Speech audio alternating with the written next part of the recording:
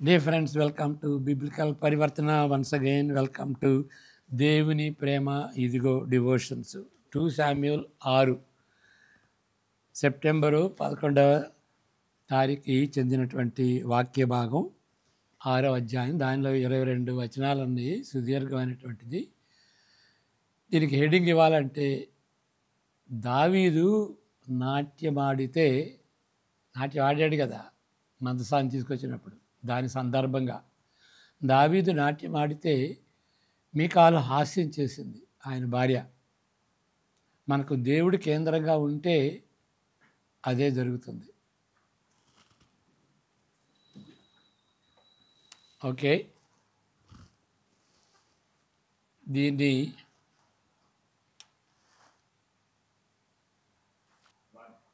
ప్రార్థన. May the words of my mouth and the meditation of our hearts be acceptable in thy sight, our rock and redeemer. Amen. చదువుకుందాం వాక్య భాగం. వాక్యం చదువుకుంటే మనకి refresh అవుతుంది. నేను వాక్యం చదువుతానని మీరు చదవకుండా ఉండకూడదు. ఎన్నిసార్లు చదివితే అంత వివరాలు మనకు అర్థమవుతాయి. అప్పుడు ప్రశ్న కూడా వేయటానికి వీలవుతుంది. తర్వాత దావీదు ఇశ్రాయేలులో 30,000 మంది శూరులను సమకూర్చుకొని బయలుదేరి కెరూబుల మధ్య నివసించు సైన్యములకు అధిపతి యెహోవా అను తన నామము పెట్టబడిన దేవుని మందసమును అచ్చట నుండి తీసుకొని వచ్చుటకై తన యొద్దనున్న వారందరితో కూడా బయలా యెహూదాలో నుండి ప్రయాణమాయను. వారు దేవుని మందిరమును క్రొత్త బండి మీద ఎక్కించి గిబియాలోనున్న అబీనాదాబు యొక్క ఇంటిలో నుండి తీసుకొని రాగా అబీనాదాబు కుమారులకు ఉజ్జాయును అహ్యోయును ఆ క్రొత్త బండిని తోలిరి. దేవుని మందసము గల ఆ బండిని గిబియాలోని అబీనాదాబు ఇంట నుండి తీసుకొని రాగా అహ్యో దాని ముందర నడిచెను. దావీదుని ఇశ్రాయేలీయులందరూ సరళ వృక్షపు కర్రతో చేయబడిన నానా విధములైన సితారాలను, స్వరమండలములను, తంబురలను, మృదంగములను, పెద్ద తాళములను వాయించుచు యెహోవా సన్నిధిని నాట్యమాడుచుండిరి. వారు నాకోను కళ్ళెం దగ్గరకు వచ్చినప్పుడు ఎడ్లకు కాలు జారినందున ఉజ్జా చేయి చాపి దేవుని మందసమును పట్టుకొనగా యెహోవా కోపము ఉజ్జా మీద రగులుకొనెను. అతడు చేసిన తప్పును బట్టి దేవుడు ఆ క్షణమందే అతని మొత్తగా అతడు అక్కడనే దేవుని మందసమునద్ద పడి చనిపోయాను. యెహోవా ఉజ్జాకు ప్రాణోపద్రవము కలుగజేయగా దావీదు వ్యాకులపడి ఆ స్థలమునకు పెరేజ్ ఉజ్జా అను పేరు పెట్టెను. నేటికి దానికి అదే పేరు. ఆ దినమున యెహోవా మందసము నా యొద్ద ఎలాగుండునని కొని దావీదు యెహోవాకు భయపడి యెహోవా మందసమును దావీదు పురములోనికి తన యొద్దకు తెప్పింపనొల్లక గిత్తీయుడగు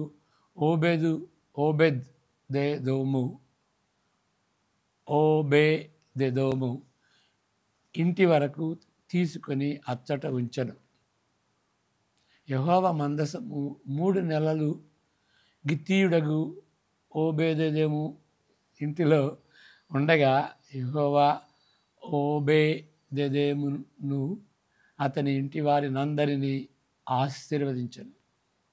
దేవుని మందసము ఉండుట వలన యెహోవా ఓబేదెదోము ఇంటి వారిని అతనికి కలిగిన దానినంతటినీ ఆశీర్వదించుచున్నాడను సంగతి దావీదునకు వినబడగా దావీదు పోయి దేవుని మందసమును ఓబేదెదోము ఇంటిలో నుండి దావీదు పురమునకు ఉత్సవముతో తీసుకొని వచ్చాను. ఎట్లనగా యెహోవా మందసమును మోయువారు 6 అడుగులు సాగగా ఎద్దు 1 క్రొవ్విన దూడ 1 వధింపబడెను.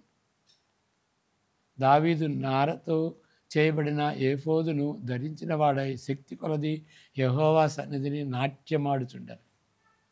ఇలాగున దావీదు ఇశ్రాయేలీయులందరూ ఆర్భాటంతో బాకా నాదములతోనూ యెహోవా మందసమును తీసుకుని వచ్చిరి. యెహోవా మందసము దావీదుపురమునకు రాగా సౌలు కుమార్తెయగు మీకాలు కిటికీలో నుండి చూచి యెహోవా సన్నిధిని గంతులు వేయుచు నాట్యమాడుచునున్న దావీదును కనుగొని తన మనసులో అతని హీనపరచెను. వారు యెహోవా మందసమును తీసుకుని వచ్చి గుడారము మధ్యను దావీదు దాని కొరకు ఏర్పరచిన స్థలమును ఉంచగా దావీదు దహన బలులను సమాధాన బలులను యెహోవా సన్నిధి తీసుకుని వచ్చాను. దహన బలులను సమాధాన బలులను అర్పించడం చాలించిన తరువాత సైన్యములకు అధిపతికి యెహోవా నామమున దావీదు జనులను ఆశీర్వదించి 19వ వచనం. సమూహంగా కూడిన ఇశ్రాయేలీయులకు స్త్రీ పురుషుల అందరికీ ఒక్కొక్క రొట్టెయు ఒక్కొక్క భక్ష్యమును ఒక్కొక్క ద్రాక్ష పండ్ల అడయు పంచిపెట్టిన తరువాత జనులందరూ తమ తమ ఇండ్లకు వెళ్ళిపోయారు. తన ఇంటి వారిని దీవించుటకు దావీదు తిరిగి రాగా సౌలు కుమార్తెయగు మీకాలు దావీదును ఎదుర్కొన బయలుదేరి వచ్చి హీనస్థితి గల పనికత్తెలు చూచుచుండగా వ్యర్థుడొకడు తన బట్టలను విప్పి వేసినట్లుగా ఇశ్రాయేలీయులకు రాజు అయిన నీవు నేడు బట్టలను వేసి ఎంత ఘనముగా కనపడితివని అపహాస్యము చేసినందున దావీదు నీ తండ్రిని అతని సంతతిని విసర్జించి ఇశ్రాయేలీయులను తన జనుల మీదనున్న అధిపతిగా నిర్ణయించుటకై నన్ను ఏర్పరచుకొనిన యెహోవా సన్నిధిని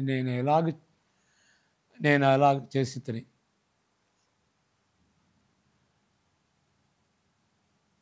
యెహోవా సన్నిధిని నేను ఆట ఆడితిని.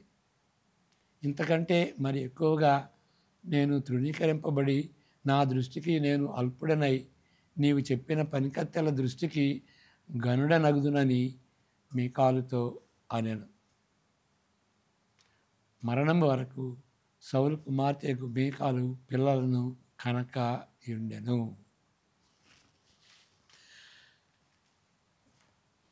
దావీదు చేసినటువంటి ఈ గొప్ప కార్యం దీన్ని మనం చెప్పుకున్న తర్వాత కొన్ని నా కామెంట్స్ ఇస్తాను. ప్రస్తుత కాలంలో దావీదు నివసించినట్లయితే మనకు బహు ఇబ్బందికరంగా ఉంటుంది. ఆయన ఆశామాషి మనిషి కాదు. సరదా పడే విషయాల్లో ఆనందభరితుడు. నిరుత్సాహ పరిస్థితుల్లో విరిగి నలిగిన మనసు గలవాడు. నాయకత్వంలో ప్రభావవంతం చూపించినవాడు. ఆరాధన విషయంలో అదుపు లేనివాడు. ఒక సందర్భంలో తన మానవత్వాన్ని బహుగా ప్రదర్శించుకుంటున్నప్పుడు మానవ బలహీనతను ప్రదర్శించుకుంటున్నప్పుడు దైవత్వాన్ని తక్కువేమీ చేయలేదు. అంటే ఒక విధంగా ఇక్కడ ఆయన నాట్యం ఆడింది దేవుని సన్నిధిలో, అది మానవత్వాన్ని ప్రదర్శించుకున్న దాంతో సమానం. అయితే దైవత్వాన్ని కూడా అంటే గాడ్లీనెస్ని కూడా ఆయన ప్రదర్శించాడు. దాన్ని తక్కువేమీ చేయలేదు. నిబంధన మందసమును ప్రత్యక్ష గుడారం అంతటిని తెచ్చిన సందర్భం ఈ యొక్క 6వ అధ్యాయం. దానిని తెచ్చుటకు ఏర్పాటు చేయబడిన కొద్ది మంది లేవీయులను మాత్రమే యెరూషలేమునకు పంపించలేదు. అనేక మందిని, కొద్దిమందిని కాదు, అనేక మందిని, అంటే దాన్ని తెచ్చుటకు ఏర్పాటు చేయబడిన వాళ్ళు ఎవరు? లేవీయులు కొంతమందిని పంపించాడా? కాదు, అనేక మందిని పంపించాడు. అత్యంత ఆరితేరిన 30,000 సైనికులను ఇశ్రాయేలీయులందరి నుండి ఎంచబడిన ప్రత్యర్థులను పోగు చేసి పంపించి ఉన్నాడు. ఇక చూడండి ఎంతమంది ఉండి ఉంటారు. ఇక సంగీతకారుల విషయం, గాయకుల విషయం చెప్పనవసరం లేదు. ఎంతోమంది ఇక్కడ లేవీయులు ఉన్నారు, నియమింపబడినటువంటి లేవీయులు ఉన్నారు. మరి అనేక మంది ఆరితేరినటువంటి 30,000 సైనికులు, మళ్ళా ఇశ్రాయేల్ నుండి రిప్రజెంటేటివ్స్, ప్రతి ప్రాంతం నుండి, ప్రతి గోత్రా నుండి ఎంచబడినటువంటి ప్రత్యర్థులను పోగు చేసి, ఇక వాళ్ళతో పాటు ఇక లెక్కలేనంత మంది సంగీతకారులు, గాయకులు, అంతమందిని అంటే అంత గౌరవం ఇచ్చాడు. ఆ విధంగా దేవుని అత్యున్నతగా ఆయన హృదయంలో గణపరిచాడు. అందువలన ఈ విధంగా చేయగలిగాడు. మందసమును తెస్తున్నప్పుడు ఎడ్లకు కాలు జారి తొనికిన దానిని స్థిరపరచుటకు తన చేతిని ఉజ్జా చాచినప్పుడు యెహోవా కోపము ఉజ్జా మీద రగులుకొనెను. అతడు చేసిన తప్పును దేవుడు ఆ క్షణమందే అతని మొత్తగా అతడు అక్కడనే దేవుని మందసమునొద్ద పడి చనిపోయాను. అది మనం చదువుకున్నాం, 7వ వచనంలో ఉంది. ఈ సంఘటన పండుగ ఉత్సవాన్ని తప్పనిసరిగా ఇది నిరుత్సాహపరుస్తుంది కదా. మరి ఆ పండుగ సమయంలో, సంతోషించే సమయంలో ఈయన మరణించాడు కదా ఉజ్జా. కాబట్టి అది ఒక విధంగా నిరుత్సాహపరుస్తుంది. దేవుని ఎడల దావీదుకు ఒక ప్రక్క కోపం, ఆ సమయంలో ఆయన చనిపోవటం, ఒక ప్రక్క కోపం వచ్చింది, మరొక ప్రక్క భయం కలిగింది. 9వ వచనంలో, 8వ వచనంలో కోపం ఉన్నట్టుగా, 9వ వచనంలో భయపడినట్టుగా రెండింటినీ మనం చూస్తాం. కోపం, భయం, ఇది రెండు కలిసినటువంటి పరిస్థితి మరి యేసు ప్రభు జీవితంలో కూడా మనం చూస్తాం. యెరూషలేము వరకు యెహోవా మందసమును తెచ్చుటకు ఇది సమయం కాదని మనసులో నిశ్చయించుకున్నాడు. ఇంకా మరి చనిపోయాడు కదా, ఇక ఎట్లా తీసుకురావాలి అని ఆయన ఒక శంకించాడు. మరి దాన్ని బట్టి మనం అనుకోవచ్చు ఏంటి అంటే, ఆయన చేసింది రైటే కదా, మరి తీసుకురావటమే మంచిది అని మనం మనసులో అనుకుంటాం. నిజంగా దావీదు తలంచినది సరి అయినదని మనలో కూడా చాలామంది మనసులో భావించుకుంటాం. అయితే ఇదంతా జరుగుతున్నప్పుడు ఇప్పుడు ఏంటి, ఆయనను దేవుణ్ణి తాయెత్తుగాను దిష్టిబొమ్మగాను అదుపులో పెట్టుకొనగలగా దేవుడుగాను ఇరుగు పొరుగు వారిలో కనిపించే దేవుళ్ళ బొమ్మలని కోశమైన ఆలోచన కలిగి ఉన్నట్లయితే దానిని తుడిచి వేసుకొనవలనని దేవుడు పట్టుపట్టి ఉన్నాడు. అందువలన మరి ఉజ్జా చనిపోయాడు. మరలా చదువుతాను. ఎందుకు చనిపోయాడు అంటానికి, ఆయన్ని చులకనగా చేశారు, సాధుగా చేశారు, తాయెత్తుగా చేశారు, దిష్టిబొమ్మగా చేశారు. ఇక ఆయన్ని సాధుగా చేసి అదుపులో పెట్టగల దేవుడిగా చేశారు. ఇక ఇరుగు పొరుగు వాళ్ళు, నైబర్సు, వాళ్ళు కనిపించేటువంటి బొమ్మల్లో ఒక దేవుడుగా తలంచారు. అలాంటి ఆలోచన ఒక కోశమైనా ఉంటే దేవుడు దాన్ని తుడిచివేయటానికి పట్టుబడ్డాడు. అది చాలా గమనించాల్సినటువంటి విషయం. మందసమును తాకవద్దని దాని లోపలకు చూడవద్దని గట్టిగా నిషేధించిన వాటిల్లో ఇది ఒకటి, చూడకూడదు. ఇక అంటే క్లియర్గా చెప్పిన దాన్ని ఆయన ఉల్లంఘించాడు. రెండవ విషయం, రెండవదిగా నిషేధించిన దానిని బట్టి మందసంలోనికి తొంగి చూడకూడదు. అంతకుముందు తరము ఈ చట్టమును ఉల్లంఘించినప్పుడు బెత్షెమెషులోని 70 మంది జీవితాలు కోల్పోయారు కదా. ఓకే, 6వ అధ్యాయం మొదటి సమూయేలు 6వ అధ్యాయం, ఇక్కడ మనం 2వ అధ్యాయం చదువుతున్నాం. 6వ అధ్యాయం మొదటి సమూయేలు 6లో మరి ఇది ఉన్నది కదా. 70 మంది చనిపోయారు కదా. ఆ విధంగా చూడొద్దన్న దాన్ని చూసినప్పుడు, కాబట్టి దాన్ని వాళ్ళు జాగ్రత్త పడలేదు. దాన్ని బట్టి వృధా చేసినది అగౌరవముగా లేక అపవిత్రమైనదిగా ప్రొఫేన్ అంటారు. ఎంచబడుటకు ఎందుకు ఆయన అగౌరవంగా అపవిత్రంగా ఎంచబడి ఆయన చనిపోవాల్సి వచ్చింది అంటానికి కారణం ఏంటి? ఆయన దుర్మార్గుడు అని మాత్రం కాదు, అది కారణం కాదు. భయంతో కూడిన భక్తిని కోల్పోయి దేవుడు పవిత్రమైన చెప్పిన దానికి సామాన్యమైన దాన్ని చెప్పిన దానికి మధ్య గల వ్యత్యాసమును గుర్తించకపోవటయే కారణం. అంటే పవిత్రమైంది, అపవిత్రమైంది, దానికి ఉన్నటువంటి వాటి మధ్య ఉన్నటువంటి వ్యత్యాసం, తేడా గుర్తించకపోవటం. అంటే అది ఆర్డినరీ దానిగా ఎంచుకున్నాడు. ఆ మందసంలో తొంగి చూడటం అది ఆర్డినరీ అనుకున్నాడు.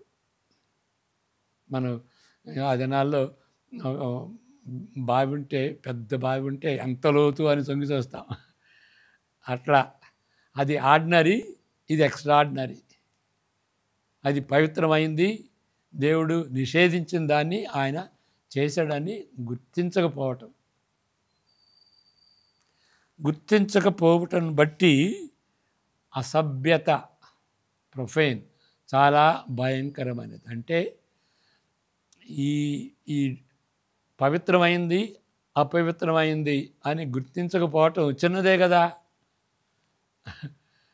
ఓకే, దాన్ని బట్టి అది ప్రొఫేనిటీ అయిందన్నమాట. అసభ్యమైనటువంటి రీతిగా బిహేవ్ చేస్తారు, ప్రవర్తిస్తారు. అది చాలా భయంకరమైనది అని గుర్తించాలి. అంటే పవిత్రమైన దానికి అపవిత్ర దాన్ని గుర్తించకపోవటం అది చాలా భయంకరమైనటువంటి విషయం. మరి ప్రభు బల్ల విషయంలో కూడాను అదే చేస్తాం కదా. అది ప్రభు బల్లని గుర్తించకపోతే బలహీనలు అవుతారు, మరలా జబ్బు పడతారు, ప్రాణం కోల్పోతారు. అది చాలా భయంకరమైనటువంటి విషయం. పవిత్రమైంది, అపవిత్రమైంది అంటే ఏంటి అనేది ఇక మరలా అపవిత్రం కానటువంటి వాటిని పవిత్రంగా ఎంచడం, ఇక అది వేరే విషయం. కానీ దేవుడు పవిత్రమైనది అని చెప్పినప్పుడు దాన్ని ఆ విధంగా మనం గుర్తించాలి. గుర్తించకపోతే అది చాలా భయంకరమైనటువంటి విషయం అని గుర్తించాలి. దేవుని నామమును వ్యర్థముగా ఉచ్చరించకూడదు అని చెప్పాడు కదా. ఉచ్చరించకూడదు లేదులేండి, గాష్ అంటాం, దేవా అంటాం, తుమ్మినప్పుడు అయ్యా ఏసయ్యా అని అంటాం. అది ఉద్దేశపూర్వకంగా చెప్పింది కాదండి, ఏదో అలవాటు చొప్పున అన్నాం అని కొంతమంది సమర్థించుకుంటారు. దానికి అయ్యా ఏసయ్యా తుమ్మినప్పుడు దగ్గినప్పుడు ఇంకే గాష్ అంటారు. గాష్ అంటే గాడ్ అని అర్థం. ఏం లేదండి, దానిలో అర్థం ఏం లేదండి అంటారు. అర్థం లేకపోవటమే, దానిలో ఉద్దేశపూర్వకంగా చెప్పకపోవటమే అదే సమస్య. అసలు సమస్య అదే. ఏంటి? ఉద్దేశపూర్వకంగా చెప్పకపోవటమే. అలా పవిత్రమైన దాన్ని ఉద్దేశపూర్వకంగా చెప్పకుండా ఎట్లా ఉంటావు? జాగ్రత్త పడాలి. దాన్ని పవిత్రమైనటువంటి నామంగా ఎంచాలి. మరి పదాజ్ఞల్లో పదాజ్ఞల్లో ఆ పదాజ్ఞల్లో ఏంటి? 3వ ఆజ్ఞ, యెహోవా నామమును వ్యర్థముగా ఉచ్చరించకూడదు. ఇక ఈ దినాల్లో ఎన్నో విధాలుగా దేవుడంటే గాష్ అంటాం, లేకపోతే మ్యాన్ అప్ స్టేర్స్ అంటాం, మ్యాన్ అబవ్ అంటాం. ఆయన మ్యాన్ అబవా? ఆ విధంగా పవిత్రమైనటువంటి దాన్ని సామాన్యమైనటువంటి దానిగా ఎంచటం, ఆ డిఫరెన్స్ చూపించకపోవటం, అనుకోనట్టుగా చెప్పటం అదే సమస్య. వారు పలుకుతున్న దానిని ఉద్దేశం లేకుండా ఉచ్చరించుటయే చులకన చేయుట. చులకన చేయటం అంటే అనుకోలేదండి, ఏదో అట్లా అయింది. దేవుని ఆ విధంగా చులకన చేయకూడదు. ఆయన నామమును వ్యర్థముగా ఉచ్చరించకూడదు. ఆయన అంటే భయభక్తులు కలవాలి. మరి యూదులు అట్లా చేస్తారు కదా. యూదులు ఏంటంటే ఆయన నామాన్ని వ్యర్థంగా ఉచ్చరిస్తామేమోనని యెహోవా అనకుండా ప్రభు అని, అదోనాయ్ అని రీప్లేస్ చేశారు. ఇక ప్రభువుగా అది కూడా వద్దు అని నామం అన్నారు. అందువలన ఆ నామమున అని అంటాం. మనం 2 కలుపుతాం, యెహోవా నామమున. ఇప్పుడు ఎవరినైనా గౌరవిస్తే మరి సర్ అని కానీ, మిస్టర్ అని కానీ, రెవరెండ్ కానీ అని చెబుతాం కదా. మరి ఏది లేకుండా మనం చెప్పామంటే ఒక విధంగా అగౌరవపరిచినట్టుగా అనుకుంటాం. అదే రీతిగా యెహోవా నామమున అని మనం అంటాం, కొంచెం గౌరవం ఇచ్చినట్టుగా. కానీ నిజమైనటువంటి గౌరవం అది కాదు, ఒబీడియన్స్ అని చెప్తాడు. పైకి ఏదో మతపరంగా ఆ పేరు చెప్పకపోవటం కాదు. అది నిజమైనటువంటి హృదయంలో భయపడి గౌరవించి చేసేటువంటి ప్రక్రియ. 3 మాసముల పాటు యెహోవా మందసము ఓబేదెదోము ఇంటి వద్ద ఉంది. 3 మాసాలు ఉంది. అప్పుడు ఎంతగా ఆశీర్వదింపబడ్డాడు ఆయన అంటే, అది దావీదు, రాజు అయినటువంటి దావీదు నోటీస్కి వచ్చింది. కాబట్టి దావీదు దానిపై దృష్టి పెట్టాడు, తీసుకురావాలి అని. ఆశీర్వాదం, గౌరవం ఒకదానితో మరొకటి పొత్తు కలిగి ఉంటున్నాడు అని దావీదుతో సహా మనం కూడా గ్రహించాలి. ఆశీర్వాదం ఉంటే గౌరవం ఉండాలి. దాంతో దేవుడు ఆశీర్వదిస్తే గౌరవం ఏది? మరి ఆశీర్వాదాలు పొందుకుంటాం, గౌరవం ఎగిరిపోద్ది. ఆశీర్వాదం, గౌరవం 2 కలిసి ఉండాలి. ఇక సౌలు కుమార్తె దావీదు భార్య. సౌలు కుమార్తె అని మీకాలు అనిపించుకుంది. యథా రాజా తదా ప్రజ అన్నట్టుగా, యథా సౌలు తదా మికాలు అన్నట్టుగా సౌలు కుమార్తె అని మీకాలు అనిపించుకుంది. అధిక ఆనందంతో ఆరాధించేదానికంటే ఆమె టీవీ, వైభవం, వేషం, వ్యక్తి గౌరవం ఎడల ఎక్కువ శ్రద్ధ చూపించేటువంటి వ్యక్తి ఆవిడ. 16వ వచనం మరలా చదువుకుందాం.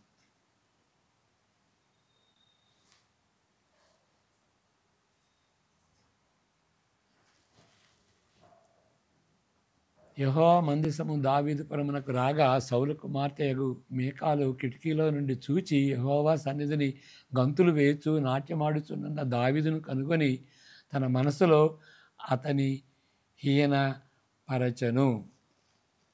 ఓకే, దావీదు దేవునిపై దృష్టి పెట్టి తన వ్యక్తిత్వమును పట్టించుకున్నందుకే ఆమె ఆయన్ని అసహించుకుంది. ఆయన చేసింది దాన్ని అసహించుకుంది. ఇతరులు ఏమనుకుంటారోనని ఆలోచిస్తూ చికాకు పడతారు, కానీ దేవుని సన్నిధిని గుర్తెరిగి ఆయనను కేంద్రంగా ఉంచుకునే సత్యమైన ఆరాధనపై దృష్టిని వాళ్ళు పెట్టరు. చాలా సీరియస్ కదా.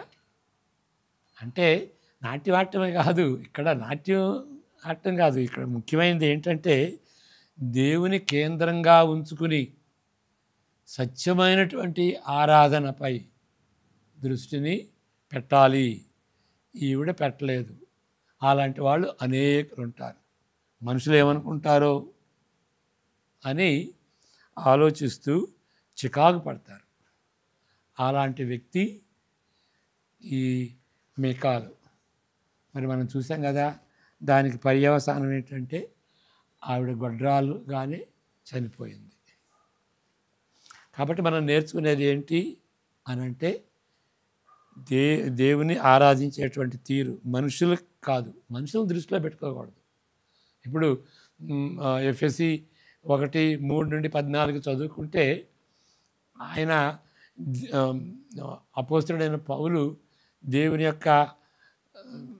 దేవుని యేసుక్రీస్తులో దేవుని యొక్క ఆశీర్వాదాలు ఎన్నో ఉన్నాయని, ఆ ఆశీర్వాదాలు నిత్యత్వంలో దేవుడు ఎన్నుకున్నాడని, అంతేగాక ఇవన్నీ కూడాను యేసుక్రీస్తులోనే ఉన్నవని, ఇక అది ఆయనకి పట్టబగ్గాలు లేకుండా ఆయన దేవుని ఆరాధిస్తూ ఈ 3-14 వచనాలు, 12 వచనాలు, ఈ 12 వచనాలు ఏ విధంగా చెప్పాడంటే కామా, ఫుల్ స్టాపు, ఇక గ్రామరు అదే మర్చిపోయాడన్నమాట. ఎందుకంటే ఆయన మనుషులు చదువుతారు అని ఆలోచించరా. దేవుని యొక్క స్తుతి ఆరాధన ఆయన హృదయాన్ని నిండుకుపోయింది కాబట్టి ఇక గ్రామరు, ఆ స్టైలు అదంతా మర్చిపోయాడు అన్నమాట. కాబట్టి కొన్నిసార్లు మరి నేను వెళ్ళేటువంటి చర్చిలో వాళ్ళు ఆరాధించేటప్పుడు కొంతమంది దుఃఖిస్తారు. ఎందుకంటే దేవుడు ఏ విధంగా ఆశీర్వదించాడు, వాళ్ళని రక్షించాడు, ఏ విధంగా తప్పించాడు, ఏ విధంగా ఆరోగ్యం ఇచ్చాడు, అన్నిటికంటే పక్షాన యేసు ప్రభువు మరణించి పాప శాపాన్ని నుండి రక్షించడం, నరకాన్ని నుండి రక్షించి మరి పరలోకానికి వారసులుగా ఇచ్చిన దాన్ని బట్టి అది సరిగా మననం చేసుకుంటే ఆ హృదయం ఉప్పొంగిపోద్ది కదా. అప్పుడు మనుషులు ఏమనుకుంటారు అనేది మనం ఆలోచించాం. అదొక విషయం. రెండవది ఏంటంటే మనం చదువుకున్నటువంటి రీతిగా దేవుని యొక్క నామాన్ని వ్యర్థంగా ఉచ్చరించకూడదు అనేటువంటి ఆ ఆజ్ఞని, 3వ ఆజ్ఞని దృష్టిలో పెట్టుకుని మనం ప్రభువా ప్రభువా ప్రభువా యేసయ్యా యేసయ్యా యేసయ్యా అని ఏదో అంటే మీనింగ్ లేకుండా అంటాం. ఓకే, దేవా దేవా దేవా యేసయ్యా యేసయ్యా యేసయ్యా అంటే మీనింగ్ లేకుండా అది ఏదో అట్లా అన్నాంలేండి, అదే ప్రాబ్లం. అలాంటి పవిత్రమైనటువంటి నామాన్ని ఉద్దేశపూర్వకంగా ఏం ఆలోచన లేకుండా అంటాం. అదేవిధంగా ఆలోచన లేకుండా దాన్ని పట్టుకున్నాడు. కాబట్టి అది పవిత్రమైంది అని మనం ఎంచాలి. మనం ఆ విధంగా భయపడితే హృదయంలో భయపడాలి. అంటే ఇక ఏదో మతాచారంగా కాదు, అది ఎందుకు పనికిరాదు, అది చాలా భారంగా తయారవుతుంది హృదయంలో. అందువలన మరి భక్సింగ్ గారు లాంటి వాళ్ళు ఎంతవరకు వీలైతే అంతవరకు వాళ్ళు మోకరిస్తారన్నమాట. ఓపెన్ ఎయిర్ ప్రీచింగ్లో కూడాను వేలకు వేల మంది ఈ హోలీ కాన్వకేషన్ టైంలో వేల మంది ప్రొసెషన్లో వెళ్తున్నప్పుడు ఆ డస్టీ రోడ్ మీద మోకరిస్తారు. చాలామంది ఆలోచిస్తారు, ఏంటి అంత అంత మంచి బట్టలు వేసుకుని కూడాను అక్కడ దుమ్మున్నటువంటి ఆ రోడ్డు మీద వాళ్ళు మోకరించారు, అంతగా గౌరవిస్తారా అని. అలాంటి దేవుణ్ణి వాళ్ళు కూడా గౌరవిస్తారు, వాళ్ళు కూడా భయపడతారు. కాబట్టి మనం జాగ్రత్తగా, అందువలన ఒక మార్టిన్ లాయిడ్ జోన్స్ అని ఇంగ్లాండ్లో ప్రీచర్ అన్నమాట, చాలా విప్లవాన్ని తీసుకొచ్చాడు అక్కడ ఆ దేశంలో. ఆయన ఎప్పుడు చెప్పినా కానీ ఆయన యేసు అని అనడం,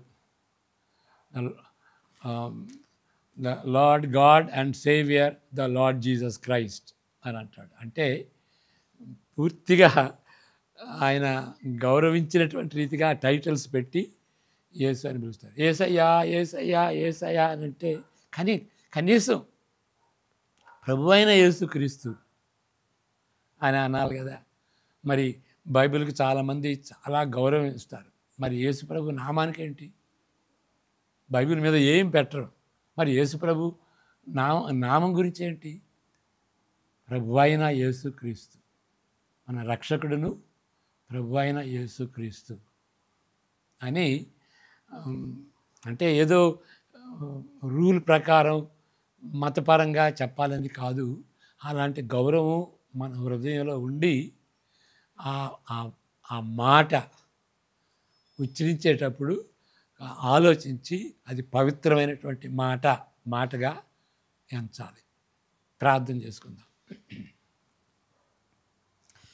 యెహోవా నిన్ను ఆశీర్వదించి కాపాడును గాక, తన సన్నిధి కాంతిని నీపై ఉదయింపజేసి నిన్ను కరుణించును గాక. తన సన్నిధి కాంతిని నీపై ప్రకాశింపచేసి నీకు సమాధానము కలుగజేయును గాక. ఆమెన్. God bless you.